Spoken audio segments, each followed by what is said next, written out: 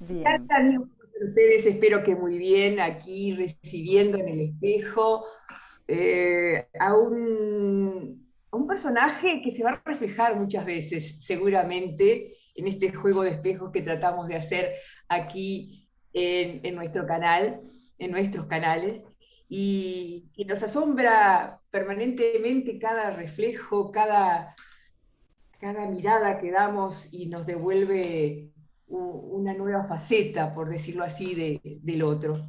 Yo estoy recibiendo con mucho gusto a Norma Riccardi.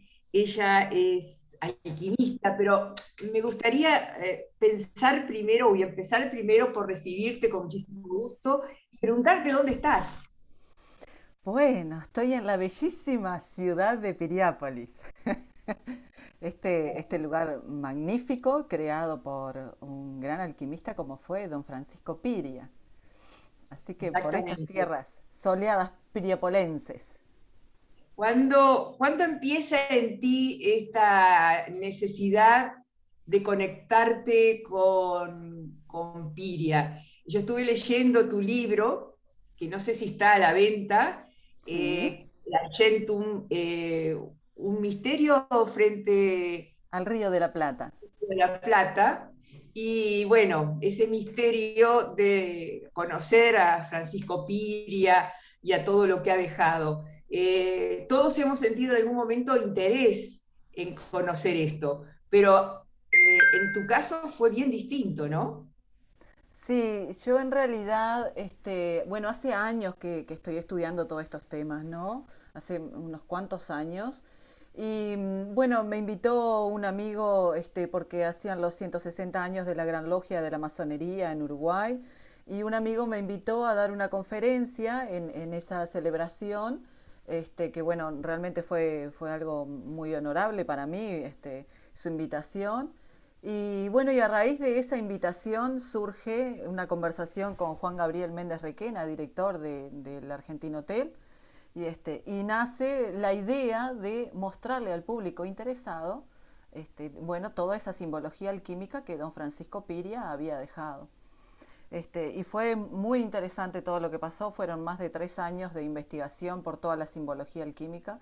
Fue muy movilizador para mí, aprendí muchísimo también porque no es lo mismo estudiar la alquimia desde un libro que ver el símbolo alquímico ahí, conectarse con el símbolo, observarlo, estudiarlo, verlo desde varios ángulos. Entonces fue muy enriquecedor. Y bueno, y comprobar también que en nuestro país existe un lugar donde toda la simbología alquímica de principio a fin está plasmada. Y eso me pareció sumamente fantástico porque nosotros para poder estudiar toda la simbología alquímica teníamos que viajar a Europa. Porque allí, sobre todo en las catedrales góticas, encontrábamos todo ese símbolo marcado. Pero claro, ¿qué es lo que sucede con la catedral gótica? La catedral gótica tiene el símbolo alquímico, sí, pero está debajo de lo que nosotros le decimos el velo religioso. Entonces a veces tenés que hacer como mucha fuerza para poder darte cuenta de lo que quiere decir debajo de ese velo religioso.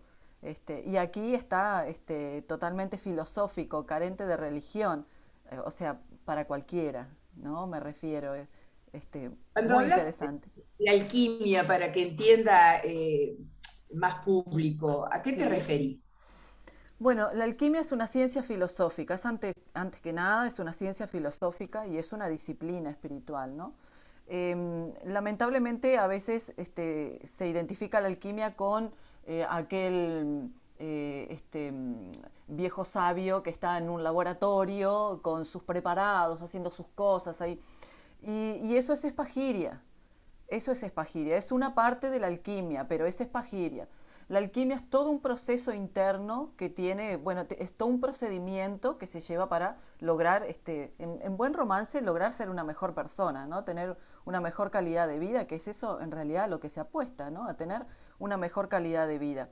Y es una disciplina como es, por ejemplo, el yoga y tantas otras disciplinas que existen, ¿no? Para el perfeccionamiento del ser humano. Es ¿Tú eso. ya habías empezado a estudiar antes alquimia y luego te encuentras ahí en el hotel, en el Sí, sí, yo Argentinos hace Hotel? Hace muchos años que estudio alquimia. Mi maestro, que en paz descanse, don Julio César Estelardo, falleció ya hace unos cuantos años y bueno, con él me inicié en la alquimia, me inicié en la cábala, me inicié en el esoterismo. Fue un gran maestro para mí. Y bueno, luego que él parte a otro plano, ahí, bueno, hubo que empezar a abrir las alas y volar solo, ¿no? Cosa difícil cuando uno tiene al maestro al lado y está muy acostumbrado a tenerlo al lado. Y bueno, y después que él fallece, entonces empecé a abrir mis alas y empecé de a poco a profundizar un poco más en las cosas que ya había recibido y bueno, y ahí crecí y bueno, y cuando nace todo este tema del libro, ya hacía un montón de años que estaba en todo esto, fue todo un desafío para mí, ¿eh? Realmente fue todo un desafío porque es como un rompecabezas, armar un rompecabezas. Pero Mire, bueno, pero Estelardo seguramente ya habría estudiado los símbolos alquímicos que estaban en el hotel y en el Castillo Piria y en otros lugares sí. de Piriápolis mismo, ¿no? Sí, sí, yo tenía entendido que él había estudiado, en realidad, sabía un poco sobre el diseño, sobre el salón dorado, los leones alados, pero nunca había profundizado en toda la simbología porque, bueno, simplemente no era, en ese momento no era de su interés, tenía otros intereses.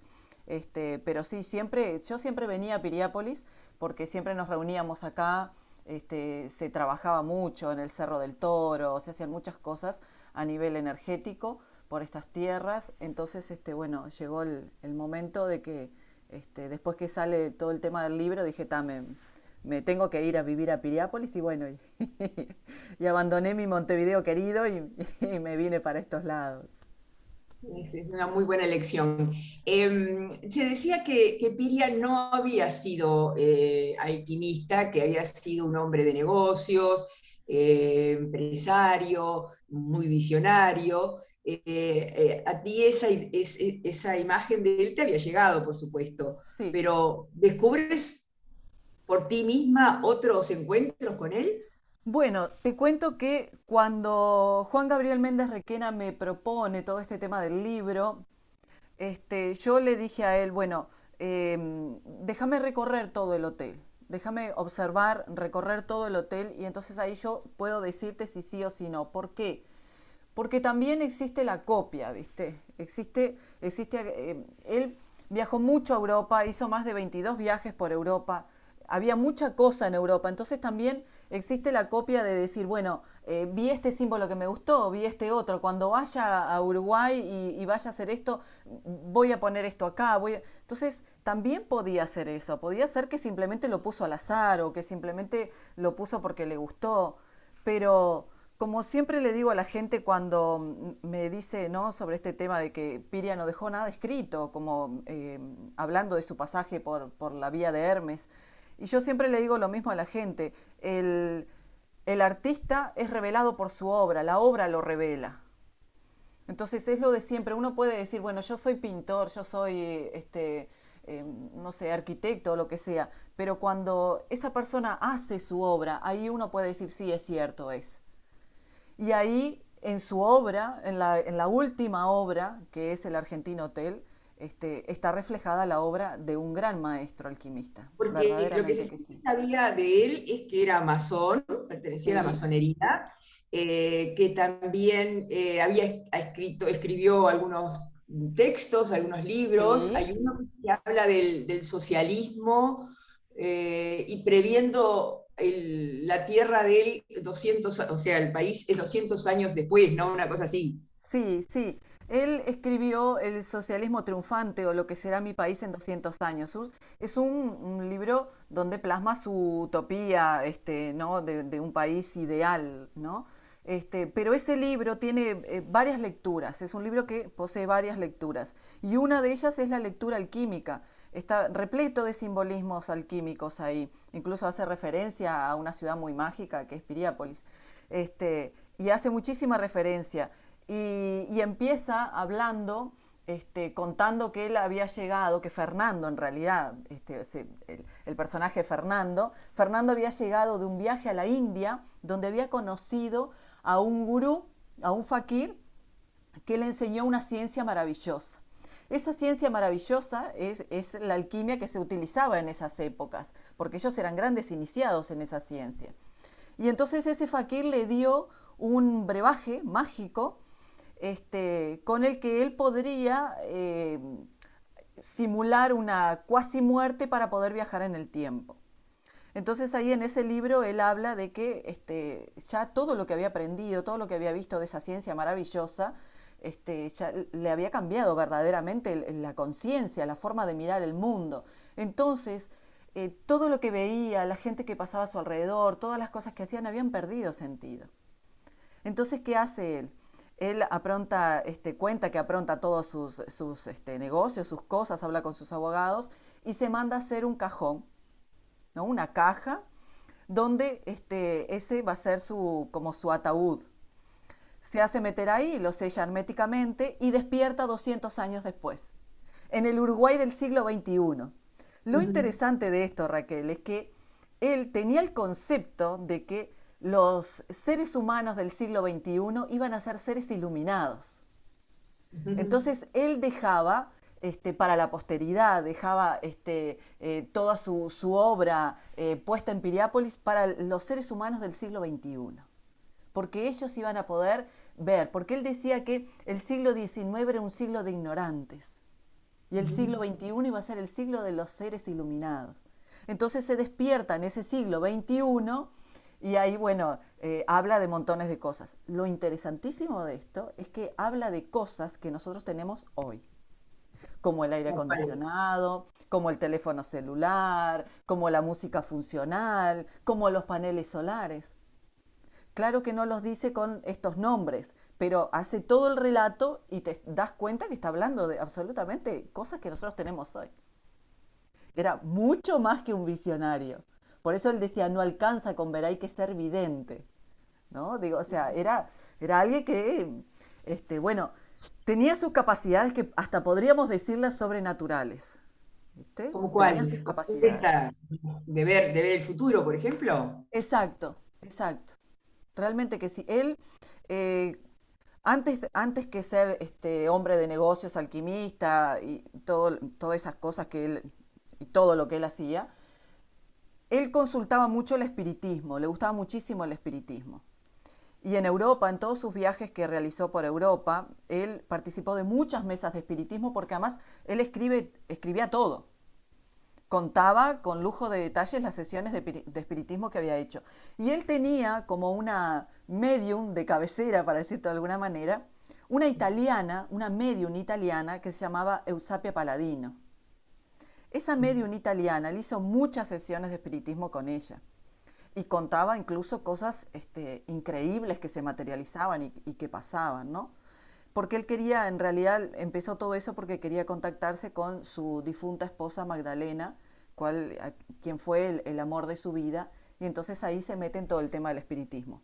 En esa época, siglo XIX, en Europa, estaba de moda todo el tema del espiritismo. En Francia, las mesas que giraban, Allan Kardec y toda esa gente, estaba como muy de moda todo ese tema del espiritismo. Y bueno, y los que se reunían eran gente que tenía un poder adquisitivo importante, porque lo hacían como la burguesía, para decirlo de alguna manera. Se reunían y en esas mesas de espiritismo hacían sus convocaciones con una medium de por medio. Y ahí él conoció mucha gente que tenía muchísimo conocimiento de todas estas cosas, de todas estas ciencias herméticas, porque claro, también tenemos que recordar que en aquella época los libros y alcanzar determinado conocimiento no era para todos, no como ahora que tenemos internet y podemos llegar a montones de cosas. Y él conoció gente muy interesante ahí y bueno, y aprendió mucho de todos esos, pero sobre todo de su contacto con Eusapia y por lo visto desarrolló esas capacidades que de luego plasma en su libro cosas increíbles como cosas que tenemos hoy, ¿no? Realmente vio un futuro. Cuando construye el hotel como última etapa, pero antes el castillo y coloca en Piriápolis algunos otros referentes de la alquimia, fue con ese propósito de dejar ese mensaje y para quiénes. Para nosotros, para la gente del siglo XXI. A mí me resultó muy extraño lo que pasó con el libro, porque fíjate que el hotel está desde 1930. ¿Por qué ahora, en pleno siglo XXI, todo esto se revela? ¿Por qué no se reveló antes? Yo tengo una teoría. Yo creo que no se reveló porque él no quiso que se revelara, porque su energía está muy patente ahí, en el hotel. Y él está escrito, incluso hablando con hoy fallecida la señora René Pereira de Méndez Requena, ella me decía que, pues tenía papeles importantes de don Francisco, que él dejaba el hotel en realidad para los otros, porque sabía que no lo iba a disfrutar. Bueno, y a la prueba está que 3 años después de inaugurado, él fallece, ¿no? Y que bueno, lo Ayer dejaba para la posteridad. es el nombre que él le pone, referido al Río de la Plata, referido a la alquimia, o qué proceso hizo para, digamos, nombrarlo así. Bueno, primero, lo interesante es, él utilizaba muchísimo el juego de palabras. Eh, Fíjate que si cualquier tipo de hotel que nosotros vemos dice hotel tanto, ¿no? Sin embargo, él puso argentino hotel, no le puso hotel argentino. La gente normalmente le dice hotel argentino, pero es argentino hotel, porque lo importante era lo que estaba adelante, esa palabra. Entonces, por un lado, hace referencia a toda esa obra alquímica, al argentum, a toda la obra alquímica, lo que consigue el alquimista, que es el argentum, la plata viva, la purificación interna en realidad, para poder acceder a los grandes misterios. Y también utiliza esa palabra argentino como modo de congraciarse con nuestros hermanos de la vecina orilla, porque hay una realidad, también era un gran empresario y bueno, y nuestros hermanos de la vecina orilla eran los que tenían realmente el dinero para poder costear eso, para poder venir a veranear. Entonces también lo utilizó como una forma de marketing. Pero le gusta mucho, a él le gustaba mucho cambiar las palabras, ¿viste? Por ejemplo, en su tumba, que está en el cementerio de Buceo, dice yo y ella, ¿viste? Cuando en realidad nosotros decíamos, va, qué egocéntrico este señor poner yo y ella, ¿por qué no pone ella y yo, ¿no? Pero en realidad lo que está mostrando ahí es que yo alquimista y ella naturaleza. Si observamos la tumba de él en el cementerio del Buceo, tiene el disco de los egipcios, el disco alado, el sol alado. Ese es un símbolo egipcio. Lo que pasa es que aprendió por todas partes de Europa el esoterismo. Ujú. Era un hombre Y muy curioso. claro, él deja su tumba diagramada, un proyecto de ella. Bueno, hay planos de esa tumba. Está sellada por dentro esa tumba, ¿eh? Hay planos. Lo interesante de esos planos, yo los estuve viendo, o sea, no entra un cajón, no entra de forma horizontal. No hay forma. Así que su cajón está como el de los faraones, los verdaderos faraones, que eran, se Vertical. pedían estar enterrados así, porque consideraban que era la manera en cómo el alma podía salir y entrar. Ujú.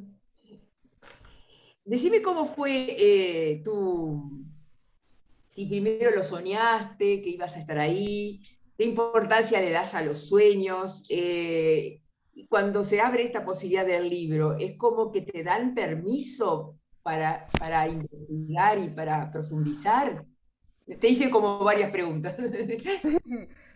Bueno, para mí fue un gran desafío. El tema del libro fue un gran desafío porque, como te dije, o sea, era poder armar un rompecabezas que no tenía mucho de dónde agarrarme. Entonces fue todo un desafío. Pero yo le doy muchísima importancia a los sueños, porque además en los sueños suceden cosas increíbles a lo largo de todos estos años y de tratando con alumnos que hacen todo el proceso alquímico. suceden cosas muy interesantes que se materializan en los sueños y que después uno las ve cómo se plasma.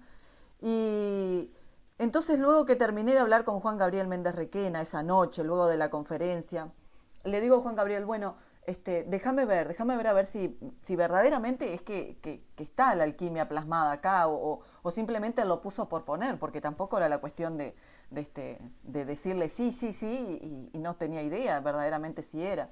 Entonces esa noche me propuse subir y bajar las escaleras, fui y vine, anduve por un lado y por el otro hasta que llego a la azotea y cuando llego a la azotea me doy cuenta de lo que se llama la triple corona solar que está coronando la cima del hotel y ahí me di cuenta que verdaderamente este hombre sabía muy bien de lo que hablaba, porque cada ¿La cosa triple estaba corona solar cuál es? ¿Dónde está? está encima si nosotros miramos por la parte de atrás del hotel donde hoy están las piscinas, vas a ver como una gran torre donde están todos los vitrós. En esa Sí. torre están todos los vitrós. Encima ¿Dónde de está la esa torre, escalera? ¿Dónde está la exactamente, escalera? donde está la escalera, encima de esa torre, encima hay una corona, una triple corona. Esa es la corona, la triple corona solar. O sea, es todo el juego, en realidad la azotea está mostrando todo el movimiento solar. Oíme, Entonces, si tú no hubieras sí, subido a la azotea, ¿o la hubieras visto desde abajo? sí, se puede ver desde abajo. La diferencia es que cuando tú subís a la azotea te das cuenta verdaderamente de cómo está hecho eso. Es diferente que observarlo simplemente de abajo. Te das cuenta que es una corona, pero no sabes bien cómo está. Y pararse ahí en el centro, Raquel, ¡guau! Pararse en el centro de esa corona verdaderamente te marea. Es una energía muy fuerte lo que se mueve ahí. Es algo muy, muy interesante. Entonces, cuando sale esa idea, y bueno, y llego a la azotea, y bajé de ahí y dije, bueno, sí, esto verdaderamente es importante lo que hizo y también es muy grande y me di cuenta de que verdaderamente sola iba a ser complejo para mí poder descifrar todo eso sola. Entonces tuve una loca idea, para decirlo de alguna manera. Dije, bueno, le voy a pedir ayuda a don Francisco Piria, ya que él era espírita, le voy a pedir ayuda. Bueno, entonces bajé, fui a mi habitación, me di una ducha, me apronté en un estado de meditación profunda y de repente escucho le hablo a él y le digo, bueno, maestro, si tú quieres que yo, si tú me permites que yo revele este conocimiento que está aquí en el hotel, necesito tu ayuda porque es demasiado para mí. En ese momento se escucharon 3 golpes a la mesa de luz que estaba al lado mío. Mi esposo, que en ese entonces estaba acostado al lado, me dijo, ¿escuchaste esos golpes? Le digo, sí, los escuché. En ese momento sentí que la confirmación de que me daba el permiso para hacerlo. Luego, cuando estoy en casa, ya nos vamos del hotel y bueno, y estoy en mi casa en Montevideo, sueño con él, lo veo y estira su mano y hace un semicírculo en su mano y me dice que el hotel visible es ese semicírculo, la parte visible es ese semicírculo, pero hay otra parte invisible que está en otro plano. Fue como muy loco todo eso. Yo realmente, Era otro argentino hotel sí, idéntico en otra parte, en otro plano. exacto, exacto. Como que cuando una obra tiene tanto simbolismo y es tan poderosa en su simbología, se refleja en otros planos, llamemos los planos espirituales para decirlo de alguna manera. Lo interesante de eso es que un día estaba mirando una entrevista de Carl Gustav Jung y de su discípula Mary Louise von Franz, que estudiaron muchísimo la alquimia, porque Carl Gustav Jung estudió muchísimo la alquimia y de ahí saca incluso todo su proceso de individuación, acorde a la mente, toda la unificación que tiene que hacer la mente para que el ser humano se sane. Entonces, él hablaba de que su torre él había soñado que su torre tenía una torre idéntica en el más allá. Incluso su discípula contaba de que cuando él estaba por fallecer, él dijo, bueno, ahora puedo irme a mi torre del más allá. Él contaba incluso que se trasladaba a esa torre que estaba del más allá, que era idéntica a la que él había construido en tierra, pero estaba en otra parte, del otro lado del lago, decía él. Es muy Parece el libro interesante. Sin fin, la historia sin fin, en donde Ende, que es el autor, imagina no solamente otros, como el reflejo de otros, de otras realidades, ¿no? Ya que estamos Exacto, hablando del espejo, ya que estamos hablando desde el espejo. exacto, exactamente. El reflejo de otras realidades, tal cual, sí, sí, sin lugar a ¿Y duda. cuáles serían, para que entendamos todos, cuáles serían los mensajes que hay que transmitir? Porque todo es tan hermético y bueno, Ay, ¿no? sí. Y esto y aquello, y el sueño y la aparición y la lectura del sueño, la interpretación, etcétera. Bueno, yo creo que en realidad, por lo menos esa fue mi idea de transmitir todo esto, porque también hay muchos secretos que hubo que revelarlos. Este, hay un camino. En el hotel hay un camino. Así como, por ejemplo, nosotros decimos, bueno, para hacer un camino espiritual está el camino de Santiago, por ejemplo, Santiago de Compostela en España.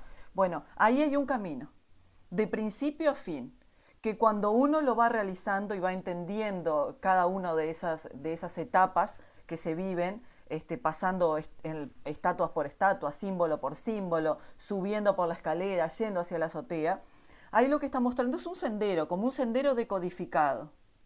¿Viste? Un sendero que te permite a ti ir haciendo un proceso para crecer, que finaliza en la azotea. Ujú. Empieza enfrente de la Rambla de los Argentinos, cruza hacia el hotel y finaliza en la azotea.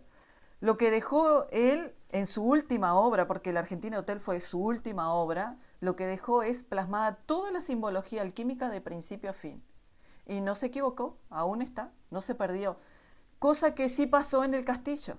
En el castillo sí se ha perdido. Es muy difícil poder tratar de hacer todo un relevamiento de los símbolos que existían porque hoy ya prácticamente no queda casi nada en el castillo de Piria. Porque han Pero sí, desaparecido. sí, sí, el vandalismo, como El siempre, vandalismo. como El siempre vandalismo. pasa, ¿no? Hace más daño el ignorante que el malo. Pero sí donde sí hay, que estuve viendo el Día del Patrimonio, es lo que era la casa de Piria, ahí hoy Suprema Corte de Justicia. Sí.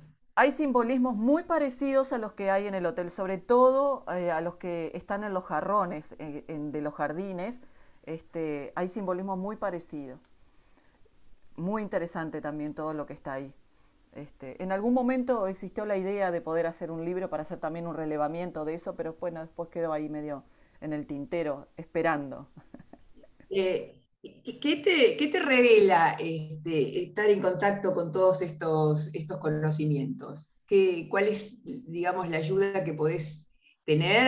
¿Qué cosas fluyen hacia ti y qué cosas hacia los demás, que tú podés volcar hacia los demás? Mira, lo primero que trata de conseguir el alquimista es la paz. La paz. Para sí, Y para sí para los mismo demás. Ajá, y para los demás. Porque nadie puede dar lo que no tiene. Nadie está puede dar lo claro. que no tiene. Entonces, lo primero que uno trata de hacer es vivir de una forma coherente, ¿viste? Como es adentro, es afuera, ¿no? Vivir de una forma coherente, tratar de llevar una vida moralmente correcta, éticamente correcta, comportarse bien, hacer lo mejor para uno y para los demás. Entonces es un poco apostar a eso, ¿no? A la calidad de vida. A mí lo que me dio todo este camino fue eso, calidad de vida. Y es eso lo que trato de plasmar en mi vida y bueno, y transmitirle a la gente, ¿no? La calidad de vida y también que es posible el cambio, que es posible cambiar la forma de pensar, que es posible cambiar la angustia de repente que la gente vive o el miedo, ¿no? Que muchas veces ese miedo los impulsa a quedarse quietos en un sillón y no hacer, cuando en realidad es al revés, ¿no? Por ejemplo, hoy, en esta situación que estamos pasando de pandemia, donde han florecido tantas cosas que se han, que se han pasado a transmutar, que se han pasado a la realidad y que sí, y que han transmutado en ese sentido Hoy tenemos 100.000 pobres nuevos, tenemos cantidad de expresiones de solidaridad, digo, las cosas contrarias, Sí, ¿no? sí, sí. Y complementarias. Eh, Muchos mirando hacia adentro, esa búsqueda más de ser mejores seres humanos, encontrar el sentido del camino, el sentido de pertenencia bueno, y este tránsito acá en este plano, ¿no? Y, y en eso preguntarte cómo la alquimia puede ayudar, eh, si hay algo práctico que se puede hacer para soñar bien, para descansar mejor, para no sufrir por cosas innecesarias y todo eso que se ha despertado de un lado y de otro, ¿no? Bien, lo primero que yo les diría a la gente es observe, observe la naturaleza. Esa es la gran maestra que los seres humanos tenemos, la naturaleza. Ahí en el libro está revelado un secreto que está en una de las estatuas del jardín, que es el rocío. Ese es uno de los grandes secretos de la alquimia. Porque la alquimia hoy ya no tiene tantos secretos ocultos, sino que tiene discretos. Hay más cosas discretas que secretas. Porque bueno, no porque sea algo que no se pueda revelar, sino que todo tiene su tiempo. Pero hay algo que la madre naturaleza envía en todas las primaveras, que es el rocío. Nuestras abuelas en la antigüedad sabían que el rocío tenía unas capacidades importantes. No entendían bien el porqué, no sabían bien el porqué. Pero recuerdo que te decían, bueno, mojate las manos con rocío y pasátelo en la cara, porque así que vas a quedar joven y no te vas a envejecer, te decían. Y vos lo hacías porque ellas te lo decían, pero no tenías mucha idea del por qué. Luego estudiando toda esta simbología alquímica, obviamente uno va viendo los libros y hay una de las vías que se llama la vía del rocío. El rocío es uno de los elixires que tiene la alquimia. Si uno se acostumbra a tomar rocío en la primavera, no se enferma y se va regenerando, se regeneran las células internas. Esa es una de las grandes pociones de la alquimia. Entonces los antiguos que hacían, incluso hoy, ¿qué se hace? Antes se ponía lino, telas de lino, hoy se pone el viejo y querido nylon en un campo, que no existan los árboles que puedan manchar nada ahí en el nylon, en una noche de luna llena y esperar a que ese rocío caiga en el nylon. Antes de que salga el primer rayo de sol hay que levantarse, hay que juntar eso y esas gotas de rocío o esas cucharadas de rocío, porque a veces se recoge mucho, tomarla. Ujú. Eso es sanador, eso es purificador. Eso lo envía la madre naturaleza todos los años para regenerar a la naturaleza visible. Después hay una serie de teorías que hablan de las 7 plantas sagradas y la posibilidad de trabajar para sanar a través de las mismas. Sí, la botánica oculta es muy poderosa también, sin lugar a dudas que sí. Pero hay que tener mucho cuidado con las plantas porque también las plantas tienen un elemental. El elemental de la planta hay que saber trabajarlo porque si no se revela contra uno, se dice, ¿viste? Pero la gente tiene que observar, observar los atardeceres, observar los amaneceres. Fíjate que nosotros nos ponemos a mirar un atardecer o un amanecer y no entendemos por qué nos gusta mucho. Un atardecer, ese sol que queda rojo, con el cielo rojo, no entendemos el por qué nos atrae tanto ver ese atardecer y lo vemos una y otra vez y le sacamos fotos y lo admiramos y no entendemos el por qué. Lo que pasa es que algo se está moviendo dentro nuestro. No lo podemos entender de forma racional, pero algo se está moviendo. Entonces hay que volver a eso, volver a ser parte de esa naturaleza, observar la naturaleza, ponerse debajo de la luna, permitir que esa luz de la luna venga hacia uno, observar las estrellas. ¿Cuántas veces nos levantamos de mañana y levantamos la vista solamente para decir, ay, lloverá o no lloverá? ¿Está lindo? ¿Está feo? pero no nos ponemos a mirar verdaderamente el cielo, simplemente vemos el estado del tiempo, nada más, y nos estamos perdiendo de algo maravilloso. La alquimia trabaja con la naturaleza. El alquimista es un filósofo que trabaja con la naturaleza. Entonces, si hay algo que puedo decirle a la gente es observe. Observe lo que lo rodea, porque ahí está la magia, es ahí el quid de la cuestión, en el mar, en las hojas, en las flores, en los aromas, en la tierra, ahí está la magia. Y como decías, los sueños son esos sobres, como decía un profesor de Ben Shui el otro día, esos sobres cerrados que vienen en la noche, que generalmente muchos los rompemos en la mañana, ¿no? Sí, lo que pasa es que los sueños hay de diferentes tipos. Están los sueños de la personalidad, que sueña, la personalidad sueña lo que le sucedió en el diario vivir o sus vínculos. Pero también hay otros sueños más profundos a los que nosotros le llamamos los sueños del observador. El observador es esa parte nuestra de conciencia que está dentro de nosotros. Porque el alquimista, normalmente uno dice, bueno, busca la piedra filosofal, pero ¿qué es la piedra filosofal? Bueno, te da la riqueza, la juventud, la inmortalidad, etcétera, etcétera. Pero en realidad el alquimista lo que busca es la luz, pero no la luz como algo abstracto o la luz como algo, busco la luz de Dios, no, sino que la luz como lucidez, ser cada día más lúcido para poder entender y poder comprender lo que nos rodea. Entonces los sueños lo que nos traen a nosotros es lucidez, es conocer un mundo interno que de otra manera a veces es muy difícil conocerlo, porque cuando la personalidad está despierta, a veces es muy difícil darse cuenta de todos sus procesos mentales, pero cuando estamos durmiendo, ahí se envían esos sueños. Entonces, la personalidad vivencia su diario vivir y los vínculos y las cosas que le suceden, pero aparte hay otro tipo de sueños mucho más profundos que son los sueños del observador. Y eso está repleto de mensajes, repleto. Es un mundo fantástico. Dentro nuestro está la magia, dentro nuestro es un mundo fantástico y atrapante verdaderamente. Bien, en este minuto final de este espejo, me gustaría que me cuentes así muy brevemente, cuál fue tu emoción o tu más fuerte en este camino de la alquimia. O sea, ¿en qué momento sentiste que realmente estabas ahí, en contacto?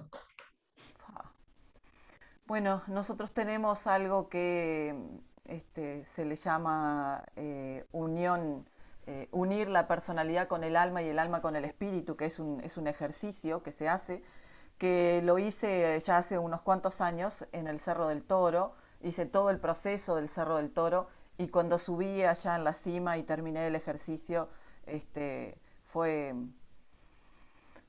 no tengo otra palabra más que decirlo mágico.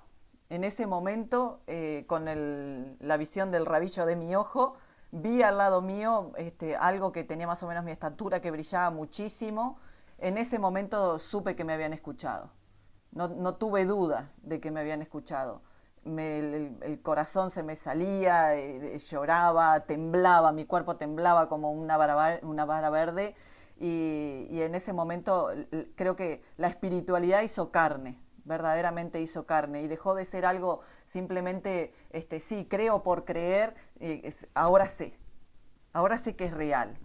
Esa es la gran diferencia, ¿no? Digo, o sea, sé que es real, sé que somos mucho más de lo que normalmente vemos en el otro, que hay un potencial increíble, pero hay que extender nuestros límites, hay que pasar nuestros límites porque si no es muy difícil. Hay que extender nuestros límites y a veces hay que animarse a dar un pasito más, ¿no? Para poder extender esos límites, porque el miedo es algo que no podemos dejar que nos atrape porque nos atrapa y nos deja